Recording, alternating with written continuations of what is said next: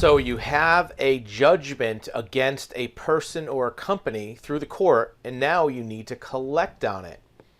You may have known this before you filed your court case, or maybe you found out afterwards that having a judgment is only the first step in recovering your payment to you that's due by the judgment debtor, by the defendant in the case.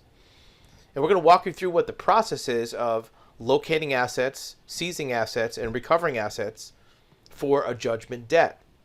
And we'll follow along. There's an excellent article in Business News Daily that kind of goes through this from a third-party standpoint. So it's conveniently called How to Collect on a Judgment. As it says here, when suing a debtor, having a judgment in your favor is only part of the battle. There are several steps you may have to take. Once a judgment is issued, the debtor must either file an appeal or pay you. And that's important to know. Most states and jurisdictions have a provision where the debtor, the loser in a lawsuit, can appeal that judgment. And they have a certain period of time, 30, 60 days. So you really don't want to start seizing assets until then, but you can start looking for assets. And here's the reason why that might be helpful. If you find that from the time of the judgment afterwards, the defendant is improperly converting assets or hiding assets, that may work to your favor in the future. Remember, we're not attorneys. We're not giving you legal advice. You might want to get good legal advice from a qualified attorney, but from an investigative standpoint, we can tell you what we've seen in many of these cases and what we do for attorneys. Most of our cases are for attorneys, right? So following a court order, a court judgment, the debtors must file a financial disclosure report listing their assets. So if your jurisdiction allows a financial disclosure or the debtor has to come for what's called a debtor's examination, be sure and take advantage of that. It may not happen automatically. You might have to make a filing to do that. You want to get either their financial disclosure or debtor's examination. You want to put them on record to tell you what they're claiming their assets are. May not be true. They might lie.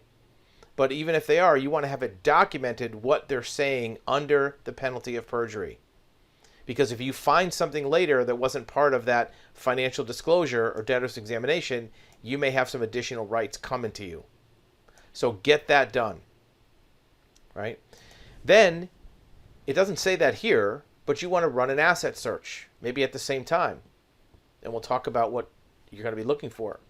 Because after you have the list from their financial disclosure and from your asset search, because the results might be different, their financial disclosure might have conveniently left some things out, then you're going to do a lien, seize assets, or collecting on your judgment. Okay? Now, this particular article is mostly geared towards business owners, but a lot of this also applies to individuals, right? The judgment that the court issues might seem final and binding. In reality, the debtor must pay you, but the courts have little authority to compel payment. The court can't put a gun to their head and say, give us the money. There's some things the court can do once you've discovered assets to seize them. Those are normally called garnishment orders or writ of garnishment. So if you find a bank account with money in it, you can get the court to give you a writ of garnishment against that asset, which is going to be important because the bank by itself is not going to magically just give you money just because you walked in the door. You're going to have the court sign off on your asset search to collect those assets, whether it's a bank account or other things. Once a judgment is issued, the winner becomes the judgment creditor. And sometimes it's not immediate because the debtor has 30 days or to file an appeal. If an appeal is not filed, the debtors are legally obligated to pay you. The enforcement is up to you. And here's the types of assets we're talking about.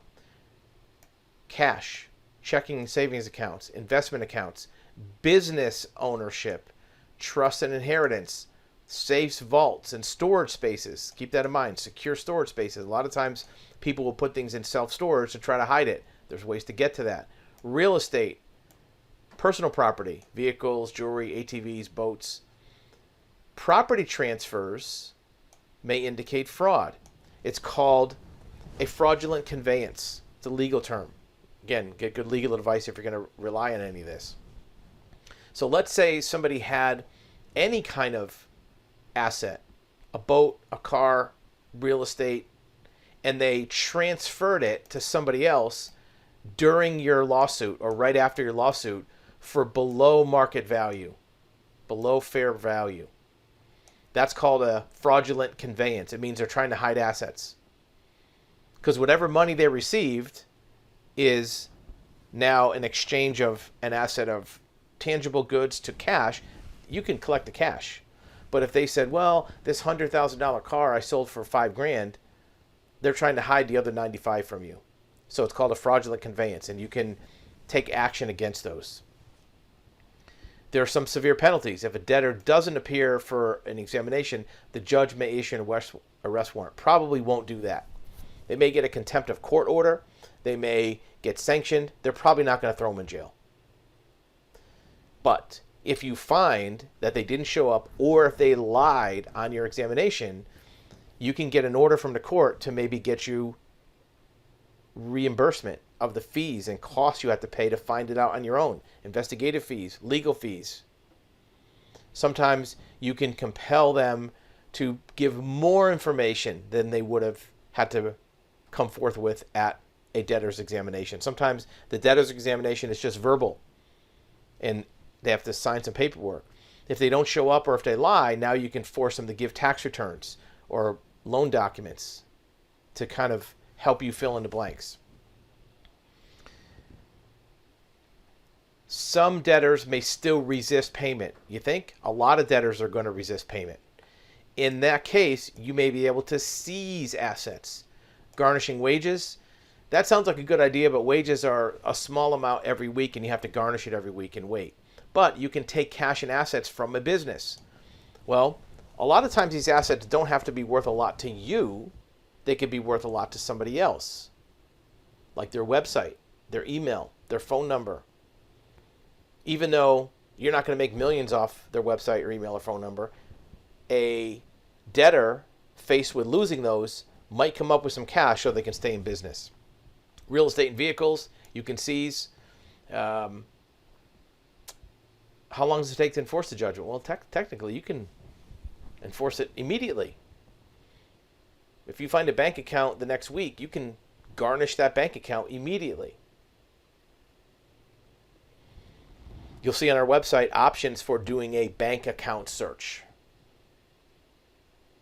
or other asset search. Now, there may be a statute of limitations on how long you have to collect this asset. 5 years, 10 years, 20 years. In most cases, you can also extend that. If it gets towards the end, you can renew it. Make sure you get good legal advice on that. If the judgment debtor still refuses to pay, certain authorities may move forward enforcement. Might be a real estate lien enforced by the clerk of court or by the recorder's office. It might be the Department of Motor Vehicles putting a lien on a vehicle. It might be the banking system putting a recovery of their bank accounts. Only law enforcement authorities can seize cash and money stored in bank accounts. Sort of. Not necessarily law enforcement.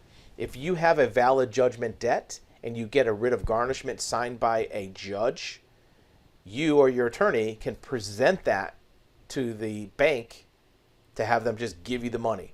They won't give you the money just based on your judgment because the bank doesn't know if the judgment is still open, right? So if you had a judgment against somebody for, let's say, $50,000 and you already collected $40,000, you can't go into the bank with your judgment of $50 and get another $50. So you have to remember the bank is going to need some more documentation from the court to tell them, yes, it's okay to give you the money. Plus, it might be a different person. If the person's name is Joe Schmo, their Joe Schmo might be different than your debtor. So the court's going to have to just put their blessing on your judgment using a writ of garnishment. Personal assets might be more complicated. If you're going after a debtor's personal property, they might have equity. But it might be tough to collect a vehicle that has a loan on it or foreclose on a house that has a mortgage on it. But you can put a lien and make it difficult for them to sell it or trade it or do anything else. You might have to renew it, like we talked about, if it's going to expire. And if it is satisfied, you want to have that done through the court. However, sometimes a judgment debtor will try to put through a satisfaction without your knowledge. Keep an eye on the court to make sure that's not done without your sign-off. Talks here about hiring a collection agency. Keep in mind, collection agencies may be a method to use. However, typically a collection agency just call somebody to bug them to make them pay voluntarily. Most collection agencies don't actually do asset searches, asset recovery, seizure of assets. They just call you and bug you until you voluntarily pay. Because most collection agencies work on contingency, meaning that you don't have to pay them until they collect anything. So they're not going to come out of pocket a lot of extra effort. They're not going to spend a lot of money doing this. They're just going to do easy stuff and dial the phone over and over. It doesn't cost them anything to keep calling somebody. So be aware, if you're going to hire a collection agency, what they're going to be obligated to do and what you're giving away.